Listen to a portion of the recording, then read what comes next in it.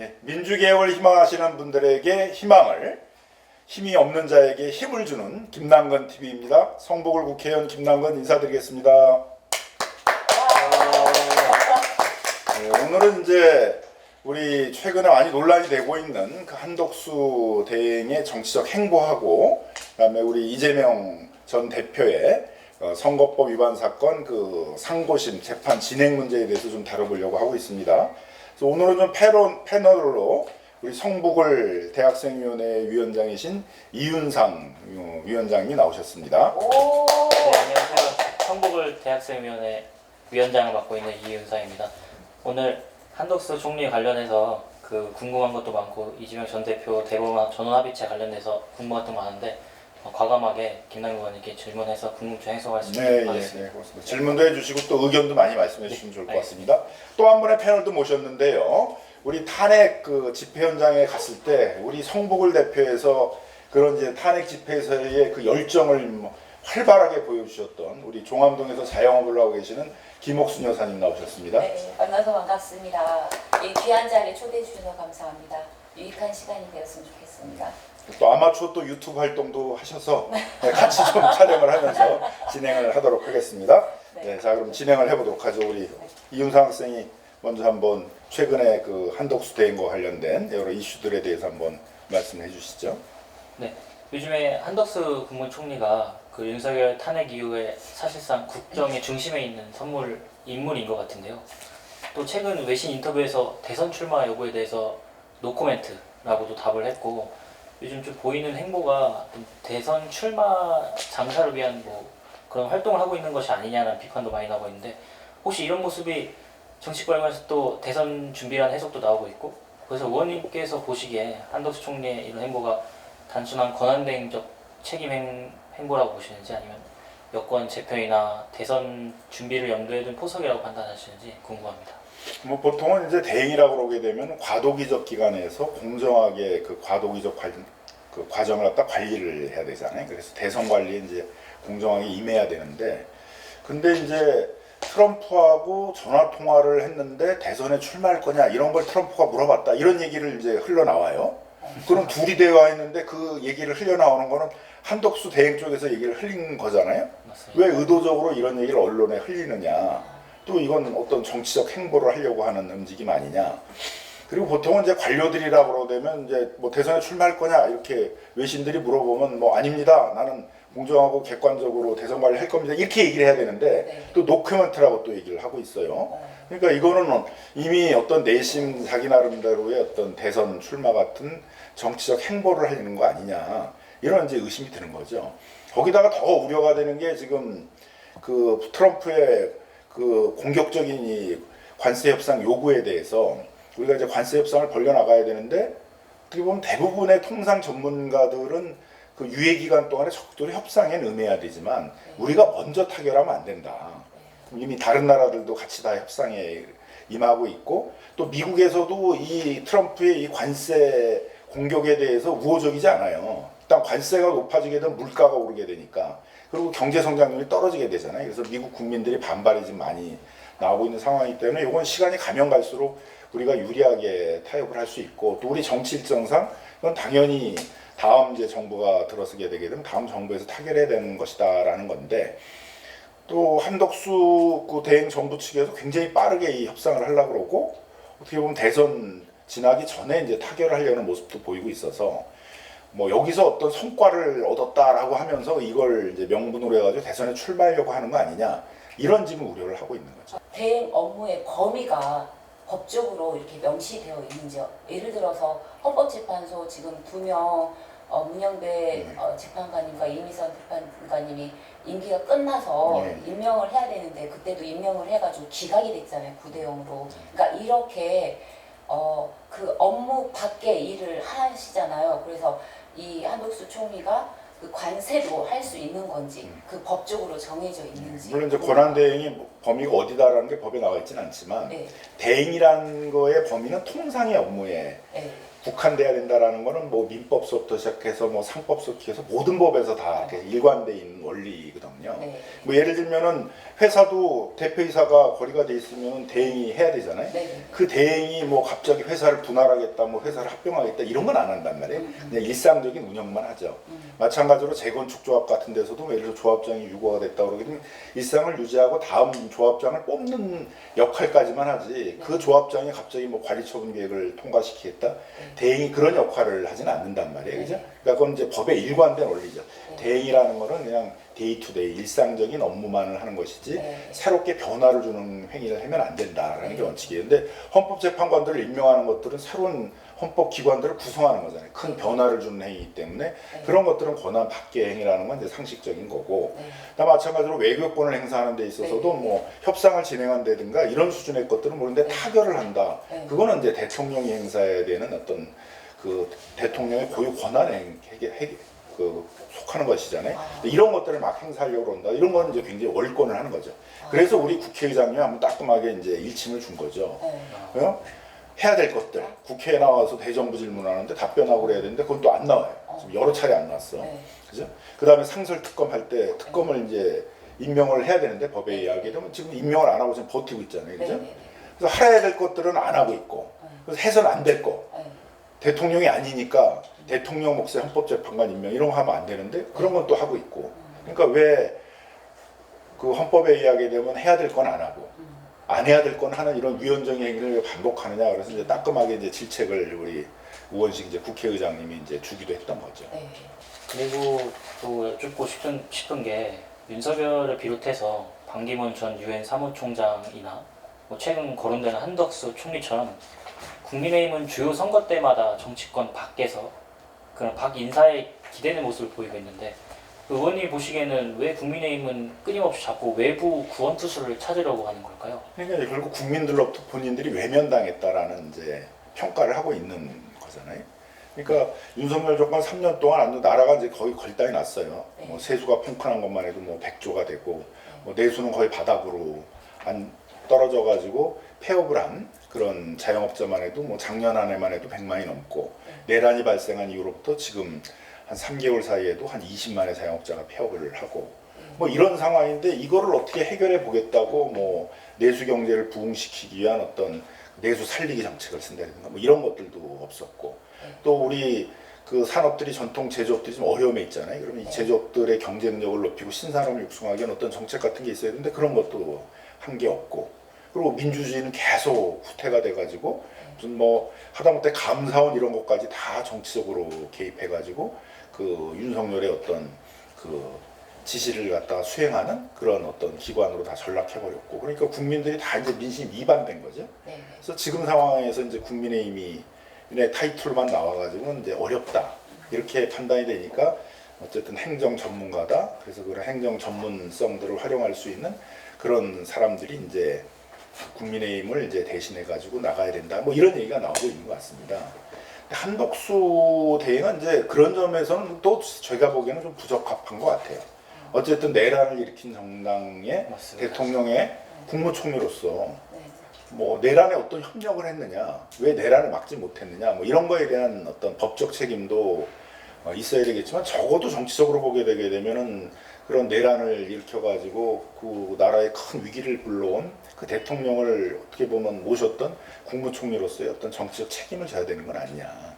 그리고 이 윤석열 정부에서의 이런 민생 파탄이나 이런 행정의 난맥상에 있어서의 책임이 제일 먼저 져야 되는 사람들은 한덕수 국무총리 아니겠어요, 그죠? 그런 점에서도 저는 뭐 한덕수가 나오더라도 어렵다 이렇게 이제 생각을 하는데 어쨌든 국민의힘 측에서는 자신들 내부의 인물만 가지고 이번 선거에서 어렵다 생각하니까 이제 한덕수 차출론도 나오는 것 같습니다. 그래서 김남근 의원님께서 말씀하신 대로 경제 살리기를 하려고 하다 보니까 이 한덕수 총리가 경제 관료 출신이잖아요. 그래서 한덕수를 밀지 않나라는 생각이 들거든요. 그래서 이제 경제가 어려우니까 이제 대선에 있어서 주요 정책적 화두로 이제 뭐 경제 살리기, 민생 살리기 이런 얘기 서로 할 텐데요. 그나마 또 그런 얘기를 할 수 있는 사람들이 국민의힘이 없어요. 다 그런 행보를 했던 사람들이 없고 대부분 이제 뭐 김문순이 뭐 홍준표니 뭐 이런 분들이 좀 최근에는 또 굉장히 극우 정치 세력들과 손을 잡고 네. 그 헌법재판소를 뭐 해체해야 된다라든가 뭐 법원에 가서 난동을 부린다라든가 또 무슨 재판관들을 집어넣고 뭐 혐오하고 조롱하고 그리고 이제 민주적 헌정 질서를 인정하지 않고 그걸 뒤집어 엎겠다라는 그런 태도를 보는 극우 정치 세력하고도 뭐 같이 손잡고 움직이고 이랬던 사람들이 지금 위력 후보로 나오잖아요. 네. 그런 인물로는 승리하기 어렵다라는 네. 것들이 국힘도 이제 얘기가 되니까 네. 어쨌든 그런 것들을 좀 희석시키면서 경제를 살리기 위한 전문가가 필요하다라는 이제 그런 컨셉을 좀 들고 나오기 위해서 한덕수 차출론들을 얘기하고 있는 게 네. 아닌가 이렇게 생각은 듭니다. 다음으로 주제를 넘어갈까 하는데요. 얼마 전에 이재명 전 대표의 공직선거법 위반 사건이 대법원 전원 합의체로 회부가 됐습니다. 심지어 이게 이례적으로 빠르게 또 심리가 진행되고 있는 상황입니다. 그래서 일반적으로 몇 달씩 걸리는 그 전원 합의체 심리가 불과 며칠 만에 열렸고, 이는 선거 일정과도 맞물려 있는 만큼 정치적 해석이 불가피한데요. 그래서 의원님께서는 이 같은 전원 합의체 회부와 속도전이 순수한 법리 판단의 범죄에 있다고 보시는지, 아니면 정치적 의도가 개입되었을 가능성도 배제하기 어렵다고 보시는지 의견이 궁금합니다. 원래 이제 대법원은 어떻게 진행이 되냐면은 소부라고 해서 4명의 대법관으로 구성되어 있는 그 소부에서 먼저 판단을 합니다. 심리를 진행을 해서 거기서 의견의 일치를 보질 못하거나 새로운 판례가 필요하다. 그러면 전원합의체로 넘기는 거예요, 소부가. 네. 전원 합의체가 뭐예요? 전원합의체는 이제 대법관 13분으로 13분이 다 모여서 회의를 하고. 그러면 4명은 패스되고 그냥 바로 그냥 물론 이제 원칙은 대법원은 13명의 대법관으로 구성된 거니까 거기서 판단을 한 거지만 그렇게 해가지고는 그 수많은 사건을 처리하기가 어려우니까 보통은 이제 민사 뭐 한 서너 개, 형사부 한 뭐 3개 이렇게 해서 이제 소부를 만들어 놓고 그 소부에서 대부분 이제 결정을 하죠. 네네. 그래서 거의 90% 이상의 사건들은 다 소부에서 심리를 해서 거기서 이제 판단을 해서 뭐 상고기각을 뭐 파기환송을 하든가 이렇게 판단을 하는데 네. 하다 보게 되게 되면은 그 소부 4명이서 어떤 결정을 하기가 어려운 팽팽하게 의견이 갈리거나 네. 또는 새로운 판례를 만들어야 될 필요가 있단 말이에요. 기존 판례 갖고는 이거는 해결하기 어렵다. 판례를 변경해야 된다. 그런 게 있을 때 전원합의체로 가는 거예요. 그러니까 전원합의체로 사건이 가는 게 굉장히 이제 이례적인 거고 보통 또 소부에서 많은 논의를 하다가 가야 되는데 소부를 거의 거치질 않고 그냥 바로 전원합의체로 회부한 것도 이제 이례적인 거고 또 전원합의체에서 심리를 하려고 그러면 기록을 봐야 되잖아요. 네. 그 13분의 대법관들이 기록을 보려고 하면 시간이 걸리잖아요. 네. 기록도 보지도 않았는데 벌써 이제 전원합의체 심리를 시작한다 이렇게 하니까 굉장히 이례적이네. 왜 이렇게 이례적으로 해야 돼? 그러니까 이거는 좀 법리적인 측면이 아니라 좀 정치적 고려를 하고 있는 거 아니냐 이런 이제 우려가 나오고 있는 거죠. 근데 이제 이렇게 하는 행보에 대해서는 이제 2가지 전망이 있는 것 같아요. 첫 번째는 이제 대선 전에 진짜 어떤 판결을 하려고 그러는 거 아니냐. 그리고 대선 전에 하려고 한 거 보니까 이렇게 무리하게 하려는 것들이 그 이재명 후보에 대해서 그 최종 판단하려고 하는 거 아니냐. 이제 이런 우려가 있는 것 같아요. 그래서 이제 뭐 파기 재판하는 거 아니냐. 이제 이런 얘기가 나와요. 파기 재판이라는 건 뭐냐면은 그 대법원이 그냥 자기 자체적으로 판단하는 거예요. 그러니까 지금도 충분히 기록상의 내용들을 봤을 때는 그 대법원이 판단할 수 있을 정도로까지 심리가 무르익었다 그러면 스스로 판단할 수 있다 이렇게는 돼 있거든요. 근데 지금 이재명 후보의 사건 같은 경우에 있어서는 그 2심에서 무죄가 됐잖아요. 그래서 무죄가 돼서 유죄로 올라온 사건은 파기 재판을 할 수가 없어요. 왜냐하면 다시 형량을 정해야 되잖아요. 무죄가 아니고 유죄다 그러면 몇 년형이냐를 정해야 되는데 그 몇 년형을 정하는 건 다 사실심만 하는 거거든요. 대법원이 하는 게 아니기 때문에. 그래서 이제 무죄가 된 걸 유죄로 하면서 파기 재판한 예는 거의 없어요. 그래서 만일 이제 그렇게 하려면 다시 파기 환송을 해야 되고 고등법원에 가서 심리를 해야 되니까 그러면은 이제 대선 전에 이 사건을 확정한다는 건 불가능한 거죠. 그래서 대선 전에 이 사건을 확정하기 위해서 이렇게 무리하게 진행하는 거다라는 거에 대해서는 조금 이제 그 가능성이 이렇게 높지 않다. 뭐 이런 전망도 있고요. 또 하나의 전망은 뭐냐면은 우리 헌법재판소법에 의하면 이제 네. 우리 헌법에 의하면 84조에서 대통령이 되면 이제 대통령에 대해서 형사상 소출을 못 한다 돼 있어요. 네, 네. 맞습니다. 소출을 못 한다는 의미가 이제 기소를 못 한다는 의미는 뭐 당연히 되는 건데 네. 이미 기소가 돼 있는 거에 대한 재판 진행도 못 하냐에 대해서는 좀 논란이 있어요. 그래서 그거에 대한 판단을 해야 되는데 지금 이재명 후보에 대한 재판이 1심, 2심이 있잖아요. 네, 지났죠. 네. 그러면 이제 그 재판들이 진행할 때 서로 의견이 다를 수 있잖아요. 네, 그렇죠. 어느 재판부는 계속 재판할 수 있다 그러면서 대통령이 당선된 사람을 계속 불러가지고 재판하겠다 그럴 수도 있고 네. 어떤 재판부는 이거는 대통령이 된 사람에 대해서는 재판을 진행할 수 없으니까 재판을 정지시킨다 할 수도 있겠고 그럼 네. 혼란을 주잖아요. 네. 결국 최종적으로는 대법원이 판단을 해야 되잖아요. 네. 그러려면 대법원도 사건이 하나 있어야 되잖아. 네.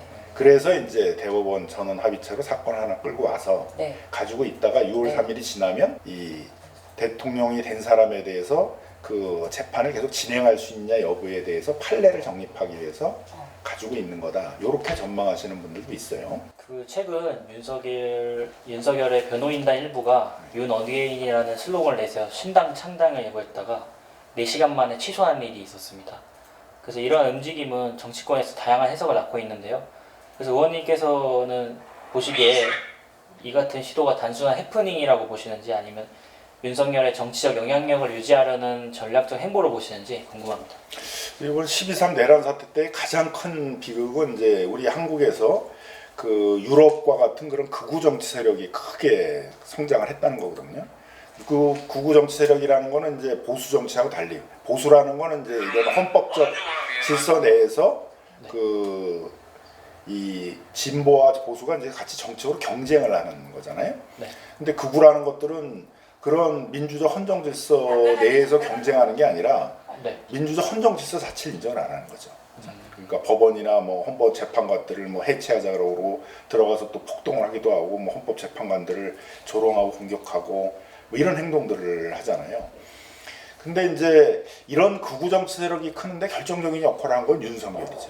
맞습니다. 윤석열이 이제 더 이상은 그런 그 참혹한 내란을 이제 일으킨 거에 대해서 보수적인 사람들도 대부분 인정을 안 해요.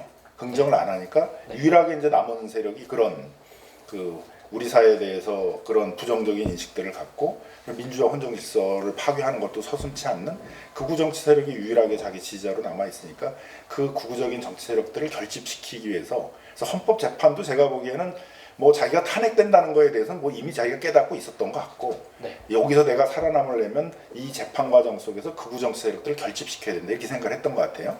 특히 이제 젊은 그 청년들 중에 이제 그런 극우적인 성향들을 보이는 사람들이 최근에 좀 많이 생기면서 그들을 결집시켜야 되겠다 이렇게 생각을 하고 주로 그런 선동을 하는 역할들을 했잖아요. 네. 그래서 그 탄핵 재판 이후에도 그들을 계속 정치적으로 결집시켜놔야 되고 그게 자신이 감옥에 가더라도 다시 살아날 수 있는 정치적 기반이다 생각을 하는 것 같고 그래서 그런 그 젊은 변호사들하고 아마 그런 논의들을 하고 있었던 것이 아닌가 이렇게 생각이 들어요.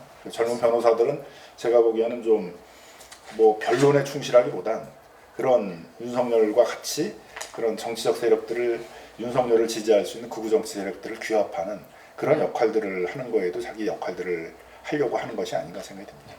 우리 지역구에 성북구에도 사랑제일 교회가 있는데요. 그래서 이 질문을 안 드릴 수가 없을 것 같습니다.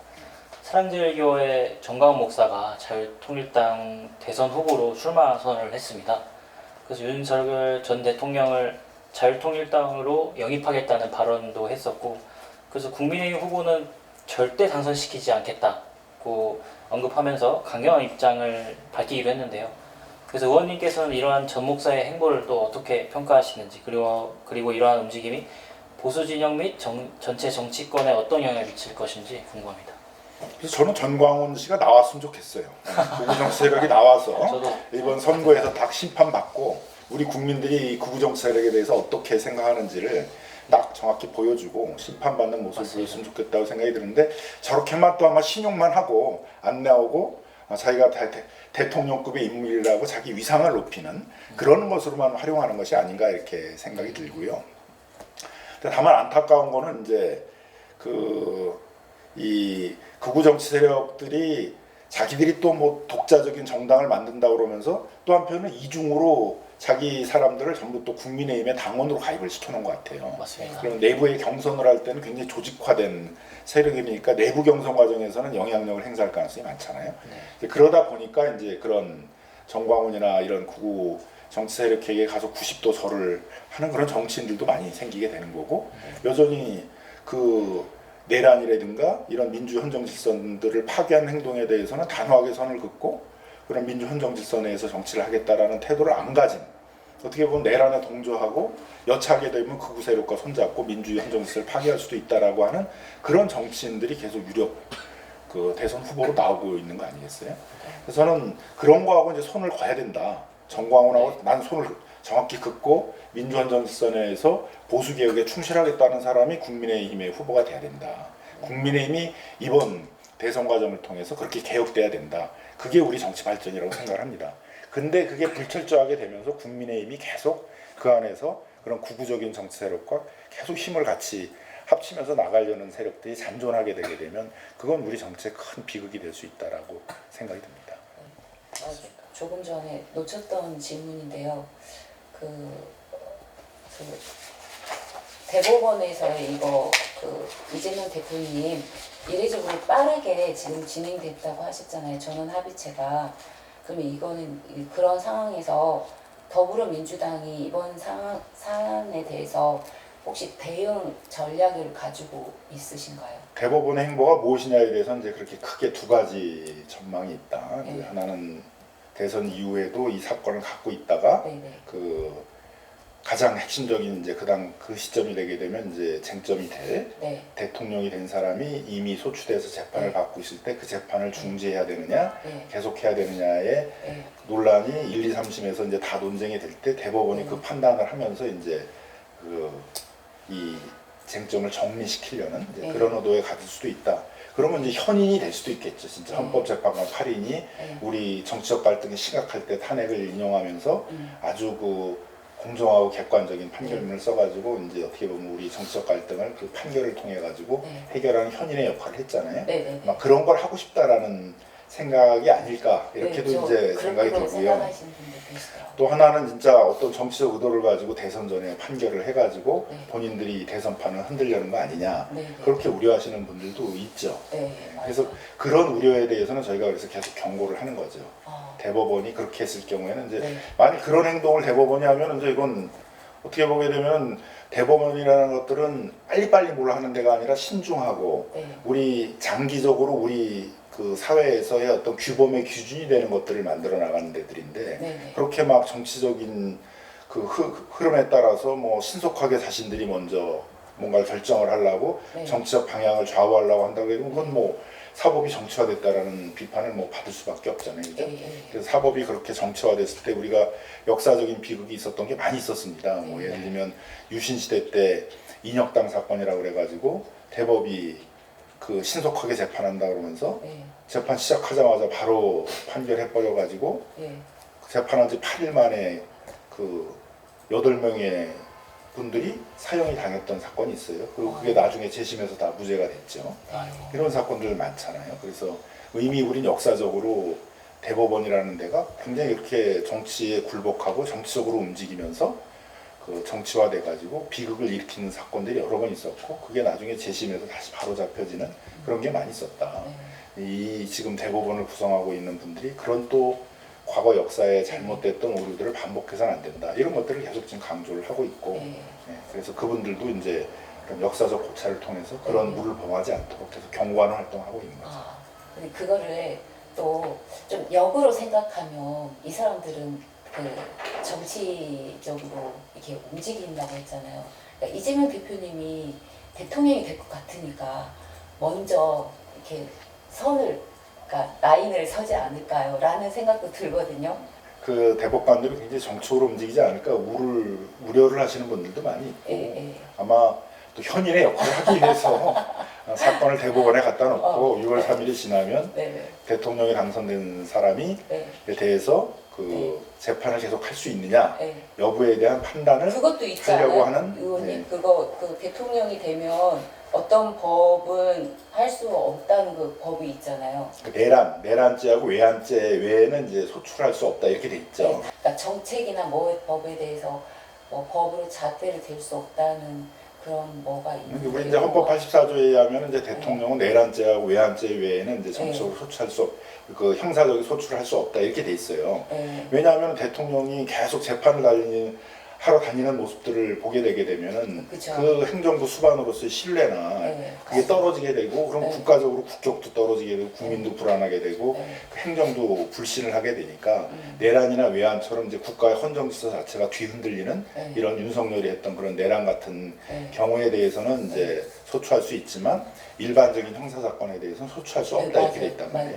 근데 그 소추라는 의미가 네. 기소만을 의미하는 거냐 아니면 이미 기소돼서 재판을 진행하는 것까지 포함하느냐에 대한 논란이 있다 이거죠. 근데 다수설은 어쨌든 소추라는 개념 자체가 기소와 재판의 진행을 다 포함하기 때문에 진행하던 재판도 중단해야 된다는 것들이 다수설인데 논란이 되니까 그 논란이 또 여러 군데 재판부에 있잖아요 지금 맞아요. 이재명 네. 후보와 관련된 재판이. 네. 그러니까 그 재판부들이 다 각기 판단을 하면서 어느 재판부는 재판을 진행하고 어디 재판부는 재판을 중단하고 그러면은 법원의 권위가 떨어지게 되잖아요.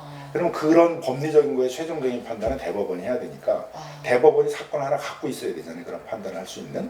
네. 그리고 그거는 처음 만들어지는 법리니까 전원합의체가 해야 되잖아요. 그러니까 전원합의체가 그 사건을 갖고 있으면서 6월 3일 이후에 그 판단을 하려고 하는 거 아니냐.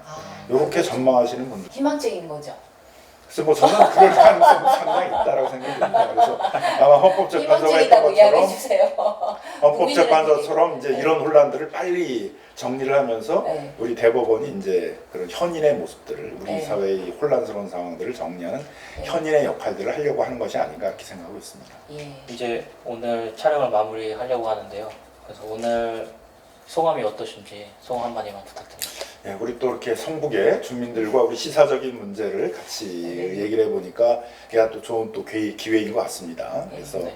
앞으로도 좀 우리 김남관 TV에서 네. 이런 시사적인 문제를 우리 주민들과 함께 좀 심층적으로 얘기를 하면서 네. 이게 언론에 나오는 얘기보다 훨씬 심층적으로 얘기를 할 수가 있잖아요. 이렇게 네. 하니까 네. 이거 좀 계속 좀 이어나갔으면 좋겠다 생각이 들고요. 네. 곧 또 이제 대선도 진행이 될 텐데 네. 또 대선의 주요 공약들이 막 나오고 있습니다. 네. 그 중에는 이제 뭐 우리 서울에 뭐 재건축 재개발을 활성화한다 뭐 이런 공약들도 있고 뭐 주택 공급을 많이 해서 주거 빈곤층인 청년들의 주거 문제를 해결한다 이런 얘기도 나오고 있고 그래서 뭐 이런 좀 그 우리 또 곧 현안이 될 우리 대선의 주요 공약들에 대해서도 한번 같이 얘기해보는 그런 자리도 한번 만들었으면 좋겠다 이렇게 생각합니다. 네, 감사합니다. 예, 이거를 이제 김남관 TV 마치도록 하겠습니다. 오늘 시사적인 얘기들을 주로 많이 다뤘는데요. 차후에는 좀 진행을 하면서 우리 지역의 문제도 좀 많이 다뤄보도록 하겠습니다. 그래서 패널 두 분이 나오셨는데 뭐 언제든지 내가 패널로 나오고 싶다 이렇게 좀 우리 지역위원회에 자원을 해주시면 같이 이렇게 나와서 같이 얘기하고 토론하는 자리 마련해 보도록 하겠습니다. 오늘 두 분 수고 많으셨습니다. 네, 네, 수고하셨습니다. 감사합니다. 감사합니다. 고맙습니다.